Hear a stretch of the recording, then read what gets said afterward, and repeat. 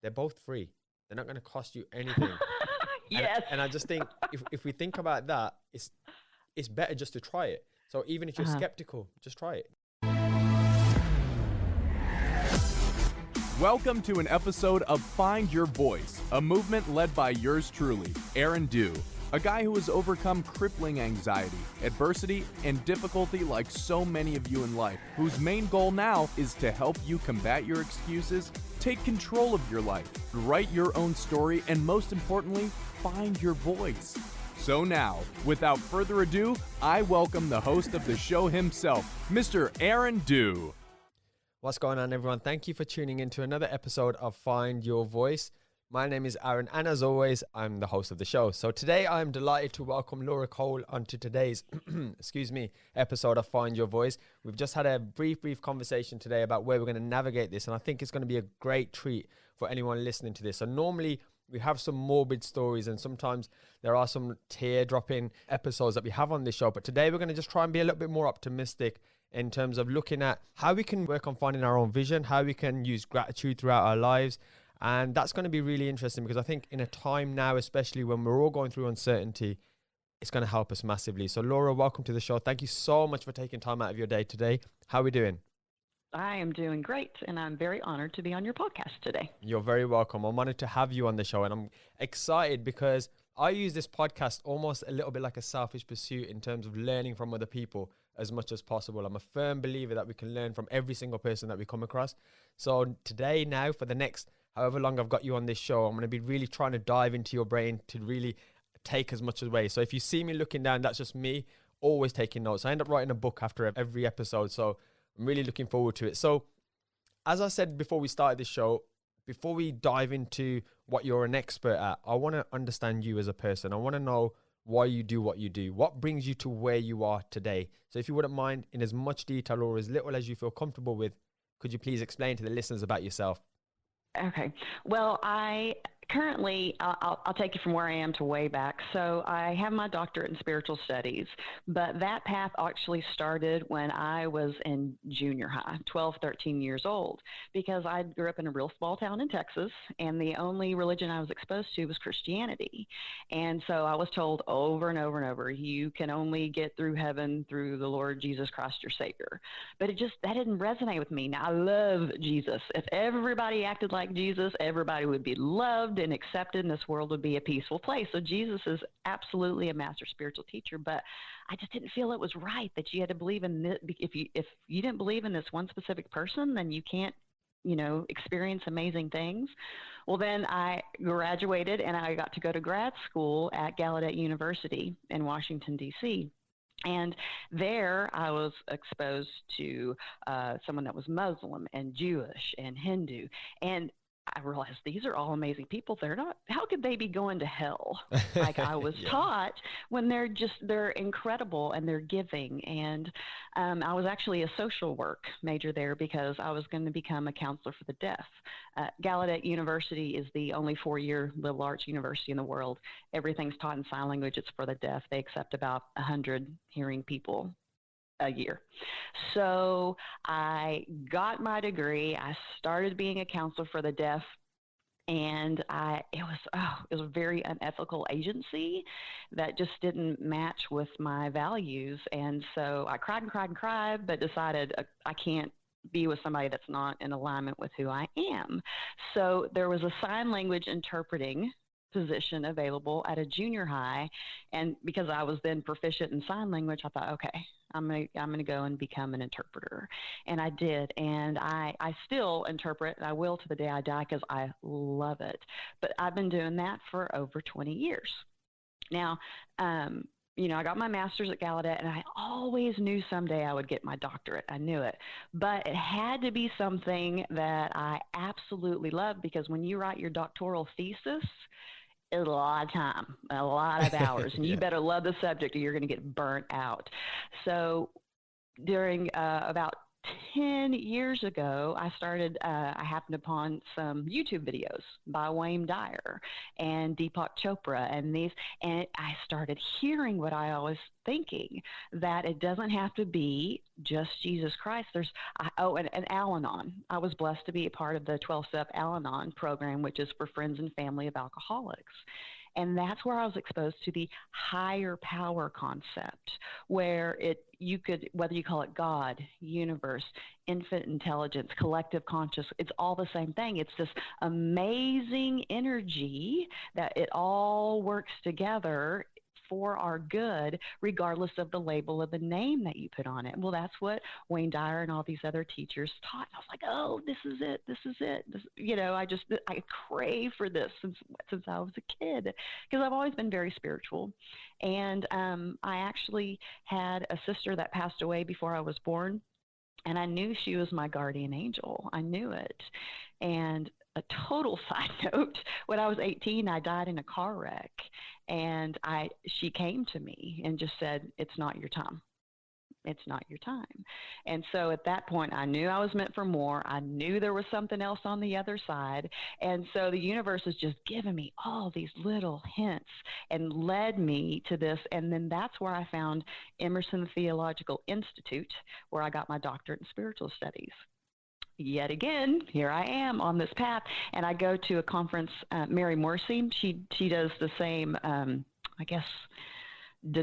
theological approach that I have. It's called New Thought, and I went to one of her conferences, and that's because I got to a point, and I put it out there. Okay, universe. I hadn't got my degree yet, but I knew I was ready to teach. I still had that doctoral thesis that I was just putting off and avoiding, and I don't know. It's scary to me. It was scary to write it and get it approved, and there's so much involved. So I'd done all my schoolwork, and I was ready to start teaching.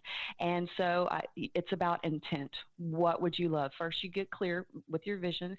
What would I love to do? Well, I told the universe I am ready to start teaching these principles. So I go to this conference, and they have a coaching program. And I was like, maybe, okay. And I went and listened, and what was great about it was they had taught me structure, classes, and business and all this. But because I had the knowledge I'd been trained as a counselor, so that was fantastic. That coming back into my life. And then I had all this spiritual studies inside my belt. I was ready to start teaching. And that's when I became a certified spiritual coach. And then since then, the way I actually bring in clients is I present, because it's a little woo-woo what I do that's out there. I talk about energy and follow your intuition and, and connect to co-create with God is one of the terms that I use. And it's different. It's out there. It's becoming more mainstream, but I want people to hear what I have to say. And if it resonates with them, that's when I know I'm supposed to work with them. You're not supposed to be with everybody in your life. There's a certain connections to get you down your path. And so I started speaking and doing small workshops. And then I realized, you know what? I want to become a professional speaker. I'll always do sign language, and I will always coach, because coaching is so close to counseling, and I love them. But I thought, I want to be on stage, which is amazing, because actually my first major in undergrad was theater. And so I feel like here I am bringing it all together: theater, social work, counseling, sign language, which is basically being on stage every day, because you have to become the person you're interpreting for. And I get to teach these principles that have just been in my bones since I was a kid, and that I knew, but I didn't know how to express them. And I've always understood the power of the mind. And I've always understood that there's a higher power out there that we can work with to create and make anything possible. But now I'm a vessel to be able to give that back to the world, so they can understand the power that they have with their words and their mind, and what they can do with that. Wow, that's fascinating. So there's a lot of that I resonate with. So I'm not a spiritual coach, but I've always been fascinated by the spiritual side, but I'm not a religious person. So I was born into a Sikh family, and religion was kind of the norm. We were always taken to the Gurdwara. We were always taught that this is the only religion. And similar to yourself, I woke up one day and I thought, surely God, if there is a God, for example, will accept anyone regardless of their actual religion. Because I was like, surely not everyone can grow a turban or grow their beard out in order to get to see God. There's other great people similar to your own experience there. And I suppose that's what kind of moved me towards the spirituality side, because I can't explain it, but I do feel like there is something out there. There is something with the universe that when you truly believe in it, you can attract stuff. And I suppose this is one of the things I've had quite a few conversations is people get The Secret misconstrued, in my opinion, because they just simply think, wishfully thinking about something, it's going to land on your laps. And one of the things when we had our first communication via email, you said a few points and you mentioned help from the universe, following your intuition. But then the most important point was taking action. And this is something that I definitely want to talk on. So just running backwards then, you said something that I think you might think is simple, but I know listeners of this show don't necessarily do, or at least spend time working on his values. Could you help the listeners understand how you can find your values or how you can identify with your values? Because I'm 100% with you. I've had to give up high paying jobs because they weren't aligned to my values. And I was a social worker as well, so I went into a social work field as well. So I'd be really interested to have your explanation on first finding values, and then we'll move on if we may. Okay. Well, it's finding the truth of who you are. And we all know really internally, it's already there, what our values are, but because we're enculturated to believe a certain way, you have to make money, you have to have these materialistic items, you have to be a member of this church, you have to. Well, this is what we get from social media, our families, our school system, and I call them paradigms, because it's those belief systems that we've created in our minds, because if you hear anything enough, you're going to believe it. And so since we've heard it over and over and over and over, then that's what we got to follow. But if you step back and decide to think with your own mind instead of following what everything outside of you is doing, and going internal about what do I love? Who is the truth of who I am? And your body tells you so much, because we get stuck in our mind with these belief systems and oh, it has to be this because this is what I was told. And even it becomes subconscious because it's told to us so much that we do things and we don't even know why we do them. And this happens a lot in religious settings. I love to learn about all sorts of religions. And I'll ask, well, why do you do this? And because that's what they tell me to do. And they really don't understand the background or what purpose it served. They just wrote. They just go because that's what they're told. But you can get to a place where you can really listen to your body and how it feels. And this is where you get to tap into your intuition. Because when people say, I have a gut feeling, that is their body telling them which way to go. Often you only follow it when it's for your detriment. You're in a dark alley, you get a bad feeling in your stomach, I'm not supposed to be here, you get out. But also, our bodies can tell us when it's a good thing or it's the right thing. And for example, when I talked about this agency that I worked for that was incredibly unethical, my body told me. My stomach bothered me. Sometimes people's neck hurts. They get headaches. People get heart attacks. There's more heart attacks on Monday morning than any other day of the week because people are about to go to a job that they can't stand. So getting out of your head and what's happening with my body? Do I feel peaceful? Do I feel relaxed? Or am I tense all the time? And when you recognize that tension wherever it might be in your body, then it's time to sit back, really think about, okay, this body ain't happy. Then probably up here ain't happy. So where can I go to be in a more peaceful, calm state? Because that's the ultimate, to be able to live a life that you absolutely love and feel at peace with it. And what we are indoctrinated with is it has to be lots of money and lots of things. And if that truly is what it is for you, fantastic. Then you talk to the universe about that and get you down that road. But if it's not, if it's more important to build water wells in Africa, fantastic. If it's more important to be a mom, which to me is one of the reasons I'm on this earth. My kids are amazing and I love that, but everybody has a different path.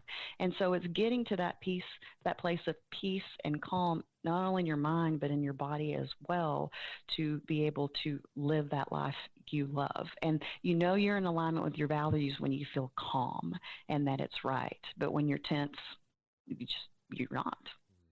Absolutely. I love that. So you answered that perfectly, because that leads me on to my next question. But just before I move on to the next question, as you're explaining that in terms of finding who you are and the things that you want to do and the things that really make you ignited inside. This is what I call find your voice. So finding your voice is finding who you are. And being an Asian person growing up, the stereotypes are true. We're told that education is everything and that money is the root of all evil. And if you have too much of this, and we were given all these beliefs that were never our own beliefs. But I question those beliefs sometimes to my parents and to my aunts and uncles, and they don't know the answer. It was just, again, a belief that they just inherited. So I'm almost trying to break that mold myself in terms of finding my own voice, but then encouraging other people to do it as well. So if you are that person who wants all the money in the world and that's going to motivate you, fantastic. Nothing wrong with that. Whereas if you're that person who wants to live within your means and then you want to maybe do more philanthropy stuff, absolutely fine. But it's about finding who you are, not conforming to the external stuff. So I love that, because I think when you can truly be truthful to yourself, that's when you're going to find gifts like this podcast. I never thought in a million years I'd ever be doing a podcast, ever. And let alone speaking to someone from across the world and having the confidence to even be on screen. Whereas that used to literally cripple me with anxiety and just fear.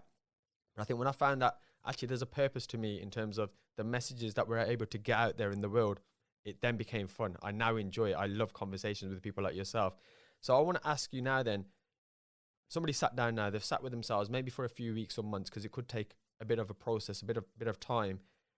What's the next step then in terms of action? Because I think action is so important in terms of moving forward. Is this something that you work with them in terms of navigating them through that? Because it's one thing knowing that Sunday night, I'm stressed about Monday morning and I don't want to go to work, and everyone's stressed. But then I just find a lot of people just carry on with it until, you know, they're 65, 70, retire, and then sadly pass away. So is there anything you can maybe recommend? Is there any tips or tricks that maybe somebody who's feeling unfulfilled, who's now working on maybe trying to understand their gut, their intuition, to move forward and find their voice?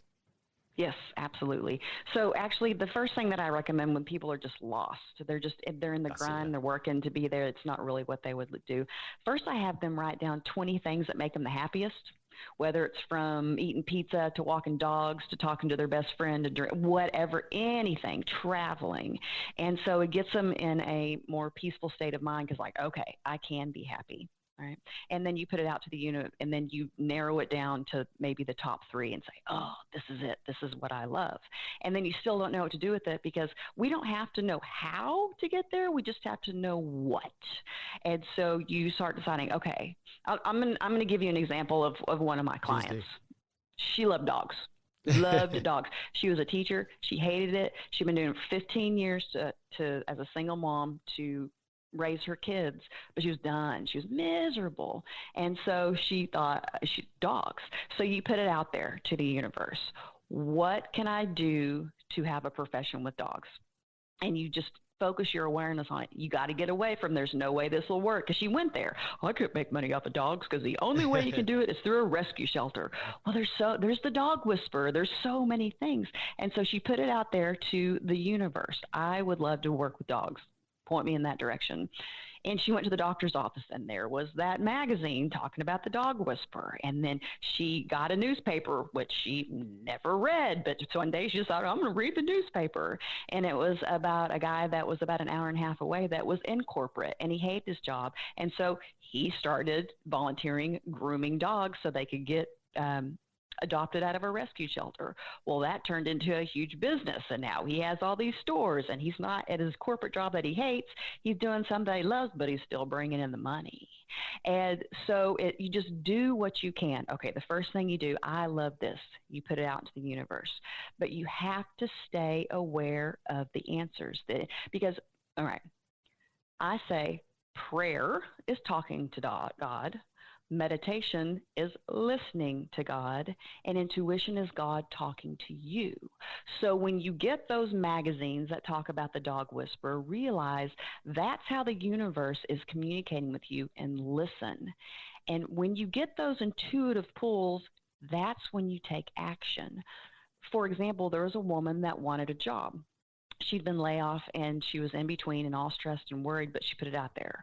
What can I do to get employment in this area? Well, something that kept coming up first was to go to a potluck. That makes no sense. I want a job. I'm going to potluck. No sense. But it kept coming up, and I don't remember if it was an email or a phone call or she saw it. I don't remember. But the fact that this potluck kept coming up, she's like, fine. That's an intuitive pull that has nothing to do with getting a job. So she shows up at this potluck, sits next to this man, and of course you start talking, what do you do? Oh, I do this, but I'm looking for a job. And tell me more. Well, that's exact position that he had available. He's like, why don't you come in next week and we'll talk about getting you a job, which she did. So we get these intuitive pulls, but we don't trust them. And it happens all the time. Like, I'm in Houston, Texas, huge, fourth largest city in the United States. And there's 3 loops. It's so big. So I'm driving in, I follow my map app everywhere I go, and it says, take 610. Take 610. It's one of the loops. And, but I got this intuitive pull. Don't do it. Just something, my body said, don't go. And I'm like, my conscious mind, I know to follow this map app. So I'm going. So I went right past the exit that I intuitively felt to take. And I went to 610 and almost immediately, huge traffic jam after I got into it, and I was late for my meeting. But so the intuitive pulls can be about going to a potluck for a job. The intuitive pull can be to take a different exit because that higher power that's out there is always leading you in a great direction. We just don't trust it. But when you start trusting that intuition, you're able to get to that path from A to B quicker. And so where the action comes in is when you get these funky, weird, whatever comes back to you, potluck things, is that you take action, because we are given answers every day, but we do not trust ourselves. And that's the key. That's going back to not so much trusting in the outside world, but going into the power and the truth of who we are, our soul person deep within, and trusting ourselves to get us down the path of where we'd love to be. I love that. Thank you for sharing that. So that's a very, very tangible thing that people can start doing in terms of the 20 things straight away. You broke some things down there, which I'm going to actually put in the show notes, not just for my own sort of learning, but I just love the way you've explained a lot of that in terms of the talking, the listening, the intuition, and the intuitive pause as well. And one thing I've realized, so I've actually done this twice in my life, so this is my own personal experiences.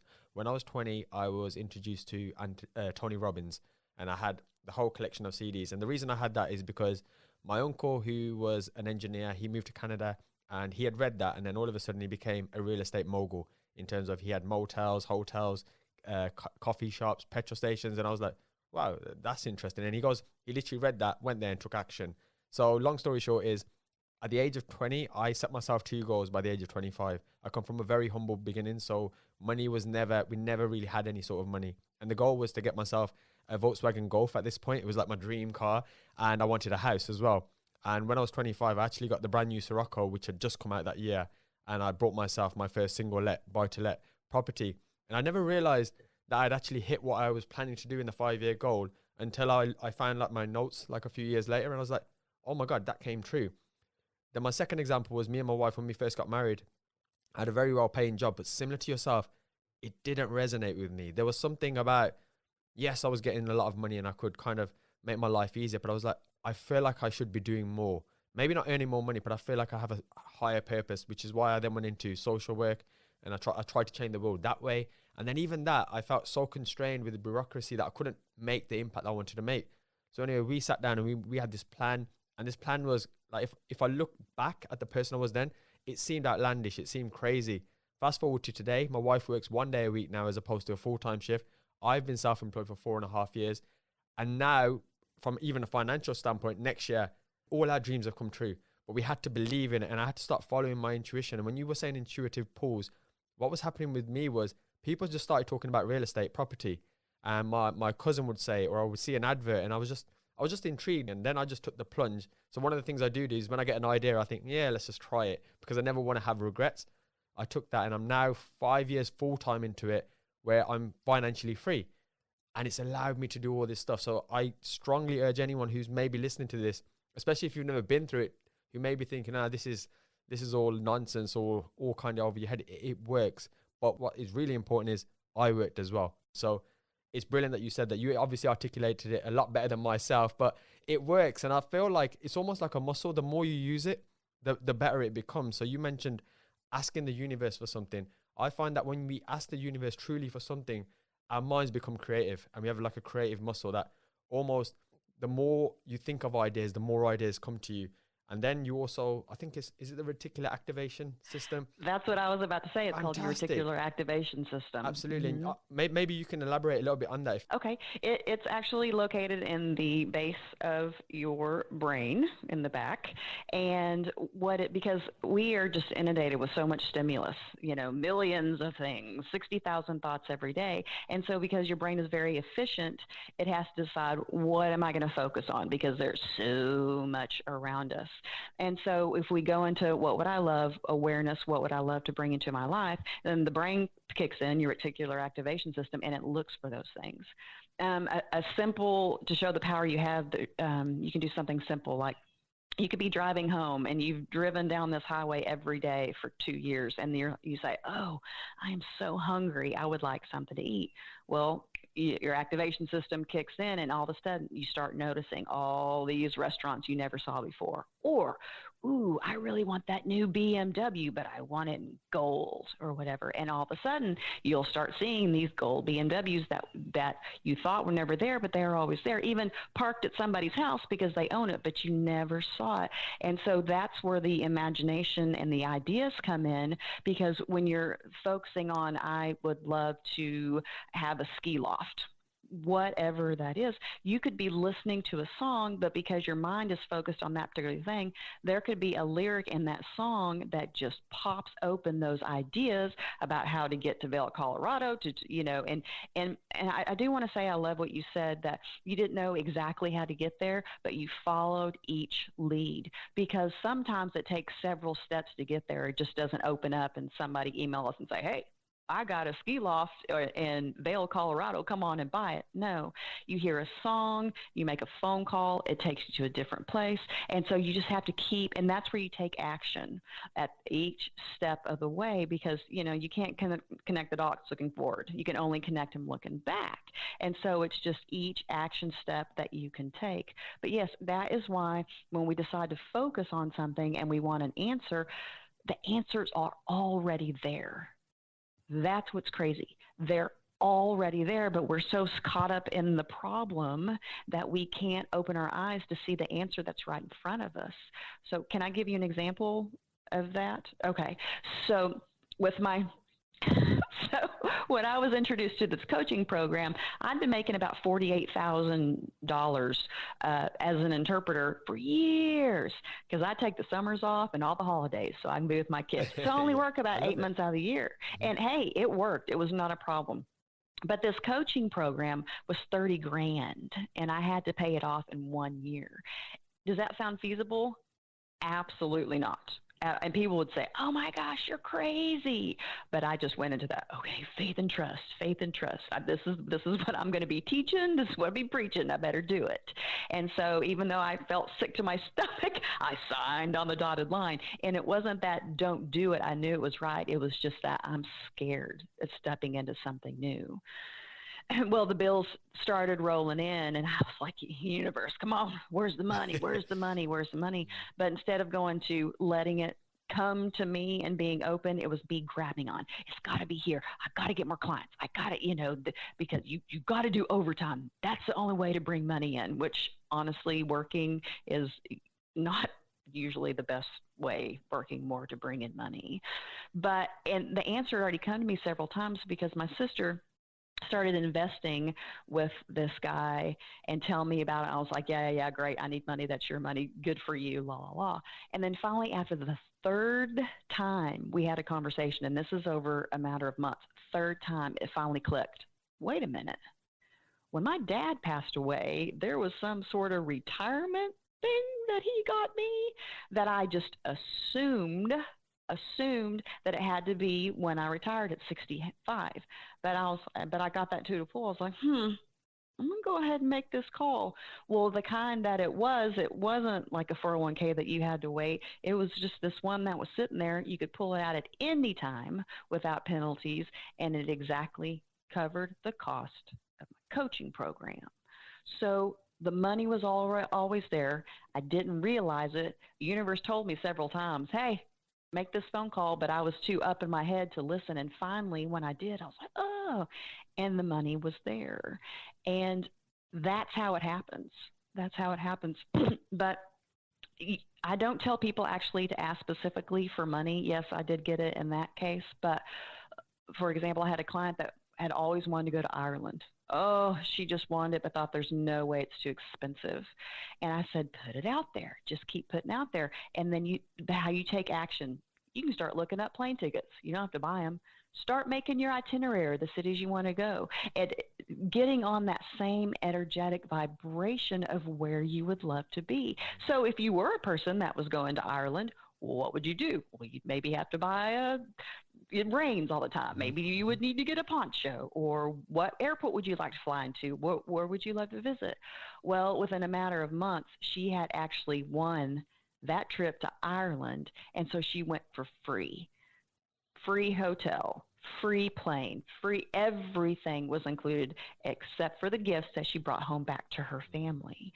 So, most people would say, oh, it's going to cost me $4,000 to do this trip of my dreams, or whatever number it is. But I don't tell people, tell the universe at $4,000, because it could be like my dad.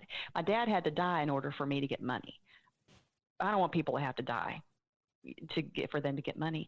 So you put out there what you would love. Is it Disneyland or Ireland or the new car or get specific, and then start looking into that and getting that vibration and going into gratitude. Hey, universe, I'm so excited. This is on its way to me. And then watch everything unfold in front of you and keep taking action on those intuitive pulls. I love it. I love it. As you're saying this, it keeps giving me examples in my own life where this has worked. So hopefully the listeners now, you're hearing two stories, because there was another time. So me and my wife were very fortunate to have traveled over 40 countries since we've been married.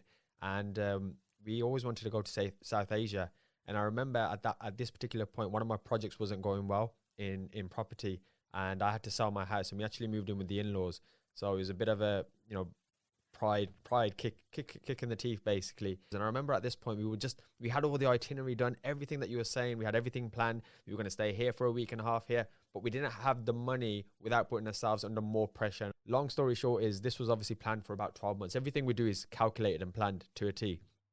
And I had a refinance come through on one of my older properties, like a single let, and it was 6,700 after all fees and everything come into our account. Now, the holiday itself cost just over 6,000. So there was like a surplus of about £500 or £600. And the money dropped literally. And as soon as it dropped, we just booked it. I'm hoping people aren't listening to this and just hopefully wishing. But opportunities are there if you're willing to look for them. Mm-hmm. And I, like you said, it's like developing a muscle. So you start with something small, because to go out there to faith and trust on this 30 grand is going to come in. Yeah. That's huge. That's even just out of the realm. But I've been studying this for a long time when I stepped into that. But starting with something minuscule and small, and then but you go into faith and trust that it's going to happen. You can do little exercises like constantly think about a friend that you haven't talked to in a long time, and that you'll be communicating. You can either visualize on the phone or remember what it felt like to be with them, just how your heart would. It's about energy. How would my heart feel if I got to talk to Rosemary, who I haven't talked to in 10 years because of grad school, and then bam, the door opens up.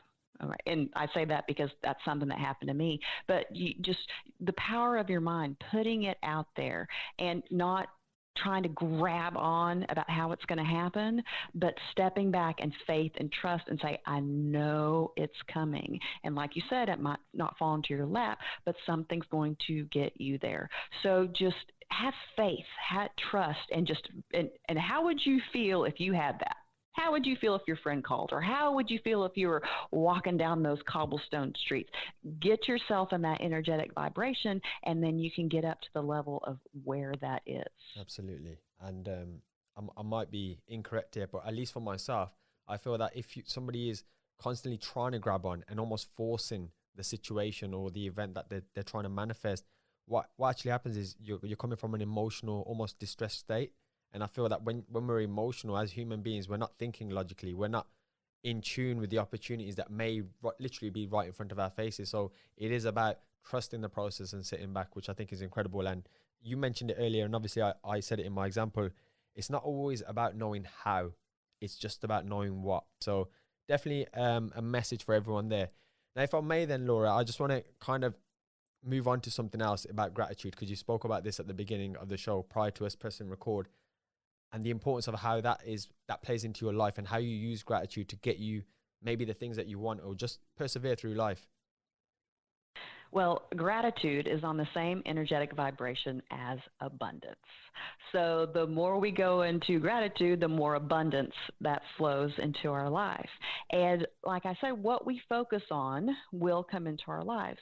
So I'll talk about first financially, and then I'll end it with emotionally, how it can help. So I just actually published an ebook on my website. It's about 4 simple secrets to increasing financial abundance.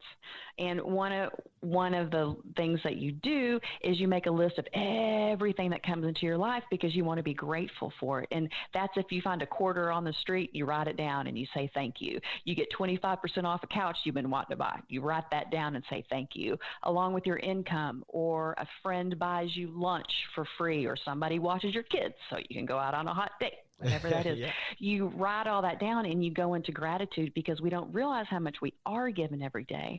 But once you start to recognize it and be thankful for it, then it grows and it expands. And so financially, you can go into gratitude by walking around your house and blessing everything in it. Thank you for the roof to provide me shelter. Thank you for the wooden floors, because people in third world countries walk on dirt floors. Thank you for the books to educate me. Thank you for the pictures that give me something beautiful to look at. In America, it's endless.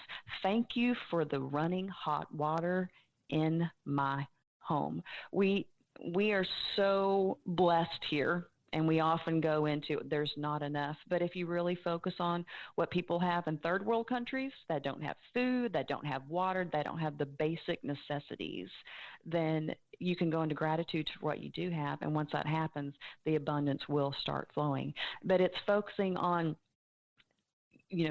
being grateful for things, as opposed to going into your head and trying to control the outcome. Instead, you go out to gratitude. If you're wanting a new car, this is what one of my clients did. She has a big family. She really always wanted an SUV because she couldn't fit all of her kids into one car. But she had this old clunker and she hated it. I said, let's go into gratitude instead of being in opposition and angry and upset. So she put a sticky note to help her. And every time she got in, I'm thankful and grateful for this vehicle that provides transportation for my kids. And even though it barely ran, she would put her hands on it and just say, thank you for getting us safe to our next destination. At the same time, visualizing what she would love, this SUV. And a little bit, she thought, there's no way this is going to happen. We could never afford this, right? And I told her, stop it. That's my tagline. Anything's possible. And I'm telling you, anything is possible. And so she kept loving her beater car that was getting her family. But one day she had the intuitive pull to go to this car lot. I don't know, she was with her husband and just like, oh, let's just go and see. She ended up getting this car for the price that she wanted, that she thought would never happen.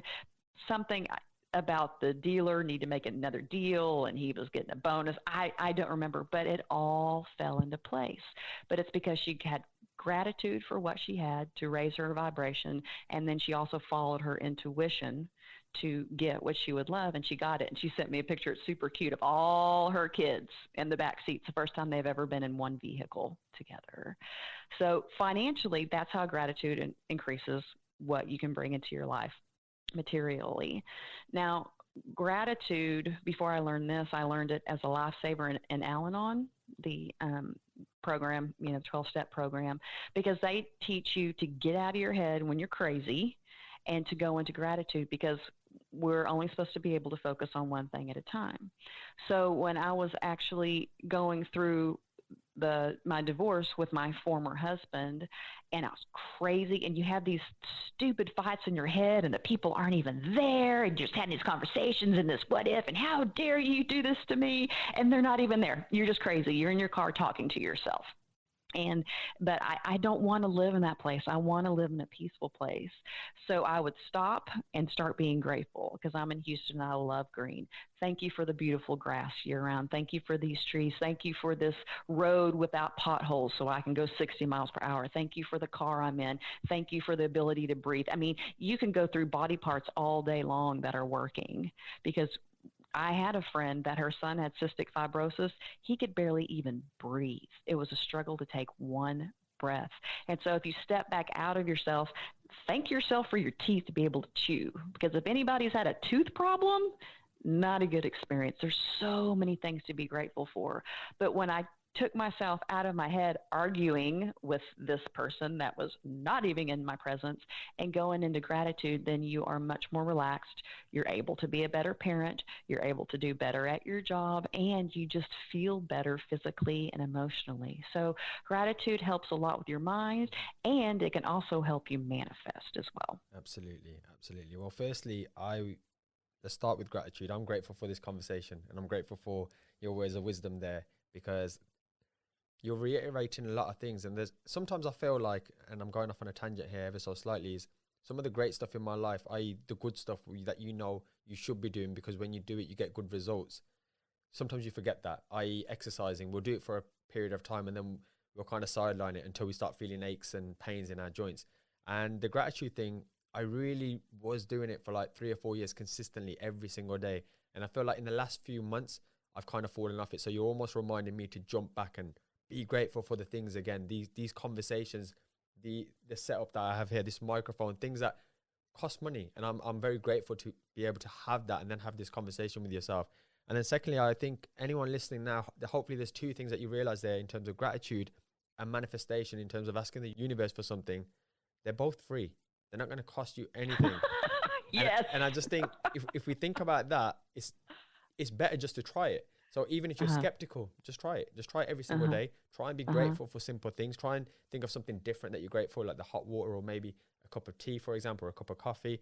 Change that up every day. And naturally, I just feel you just become a happier person, because then the little things don't matter. Similar to myself, I was always a stress head. And I think suffering with anxiety, it just kind of comes with the parcel. And now whenever something bad happens, I instantly try and think, okay, what's the universe or what's the world trying to teach me right now? What strength am I going to gain? What experience will I learn from this? For example, my car, for some reason, one of our last cars would always get a flat tire. No matter where you drive it, you can drive it on grass, and for some reason, a nail would find its way into the tires. And the tires weren't cheap. And it got to the point where I was on this journey of really trying to become a bit more self-aware in the meditation style and mindfulness, that I was then just grateful that I had a car and the ability to instantly take it to a garage and then get it sorted for whatever the cost was. And I was like, that's gratitude. And that instantly, rather than being stressed for that whole duration and that whole day and just angry at the nails that people put in the road, I was actually okay with it. So it's definitely a great habit, and I just think you've reminded me of that, so I'm extremely grateful for that. So thank you. Absolutely. You're welcome. And now what we're going to do then, Laura, I'm going to take you through the fun part of the show, if I may. Now, this is just random questions to kind of get to know you a little bit more in terms of what you like and maybe what you don't like. So the rules are simple: 60 to 90 seconds of whatever I ask you, 1 word or 1 sentence answers only. Okay, we're going to get started in 3, 2, 1. Okay, what is your favorite hobby? Oh, interpreting sign language. Your biggest strength? My biggest strength, positivity, which ties into gratitude. It turns my world around, and to be able to find positivity in the one sentence. Adverse situations. It's okay. Fantastic. That's the key. Once you can be grateful for those lessons you're learning, even though it's tough, takes you to a whole new world. So yeah, definitely. I love it. Yeah. As you could see, as you started talking more than 1 sentence, I was just fascinated by your response. So I'm just listening and forgetting the rules myself. Right. Let's stick to the rules. Cats or dogs? Dogs. Your number 1 piece of advice to the youth today? Trust yourself. Your favorite place in the world? Hawaii. Your favorite song? Probably I Am Light by Aren Deu. Would you rather know how you would die or when you would die? When. Your favorite superhero? Superhero. My grandma. Oh, I love that. I love that. Your favorite food? Something that's cooked for me. But I don't have to cook. Definitely. I love that. Yes. I love it. Summer or winter? Summer. Okay, would you rather speak all languages or be able to speak to animals? Speak to animals. Your biggest mistake last year? Actually, let's say this year. There's nothing that's a mistake. It's only a learning experience. Oh, I got in my head for a couple days about COVID and freaking out, and I was able to let that go, but it was a couple days, so that was nice. Your proudest achievement? And you can't say children. I was going to say being a mom. I'm really proud of myself for getting my doctorate in spiritual studies because I worked really hard for that. Absolutely. Well deserved. Your favorite motivational speaker? Oh, God, I love Jack Canfield. I really do. If you had an extra hour a day, how would you spend it? Reading, I think. The best lesson anyone has ever taught you? My grandma said 98% of the things you ever worried about never even happened, so stop worrying. And finally, if you could relive one day again, what day would that be? Oh, hiking in Hawaii through the beautiful forest and with the flowers and the trees. I love it. I've actually got Hawaii on my bucket list, so hopefully one day we'll get to see that as well. Yeah, beautiful. Excellent. Okay, so that is the end of the fun part of the show. So just two more questions, if I may, Laura. The next question is about reflection. So I'm a firm believer that hindsight is a wonderful thing. And upon reflection, we can always think of ways to get to where we are, easier, quicker, or with less heartache. But at the same time, I believe the journey teaches us so much as well and really makes us who we are today. So what I want to know is, with all your wisdom and all your knowledge right now, if you could maybe go back to a younger you, maybe in your teens, or maybe whenever you feel that you're uncertain or you were lost, as you said earlier in the show, and whisper something in her ears, what would you say? Breathe. Breathe. Yeah. I was very anxious and tense as a child. And people told me to chill out, but that just made me more anxious. But if I would have just chilled out, taken deep breaths instead of trying to control everything, but to sit back and allow others or the universe to let things happen for me and me have faith and trust, then my life would have been a lot easier. So yeah, it would definitely be to chill out and relax some more. So, if you're committed to not only enhancing your mental health, but also your physical well-being too, then you need to check out our new sponsors, Health Excel, providing you the best superfood blends on the market in their non-GMO, vegan, gluten-free, and of course organic formulas. They bring you superfoods like no others you have seen on the market. They also don't just stop there, as they provide you free consistent information to educate and empower you on your overall health and well-being journey. So don't just stop at the end of a Find Your Voice episode. Get yourself some XL blends and put the odds in your flavour. Once it goes live, there will also be a unique discount for anyone who comes from the Find Your Voice podcast, as you guys are now part of my family and I only want to see you thrive even more. So check out the links in the description below and get notified as soon as they go live. Back to the episode. I love that. And then finally, sadly, we are on the last question, and the last question is about legacy. So if in 150 years time, science fails to save us and all that exists is a book, and this book, it's about you, it's about your life, it's about all of the weird and wonderful things that you've achieved and all of the amazing hearts that you've touched as well. Firstly, what I want to know is, what would the title of the book be? And secondly, what would the summary at the back tell us about you? I think the title would be Empower Yourself. And the book would be about teaching others of the power they have within, with their thoughts, their mind, their soul, and what they can accomplish on their own, the strength that they have and the power that they have, but to trust themselves, to know that it's there, and to be able to follow through so they can have whatever they would love, including peace in their life. I love that.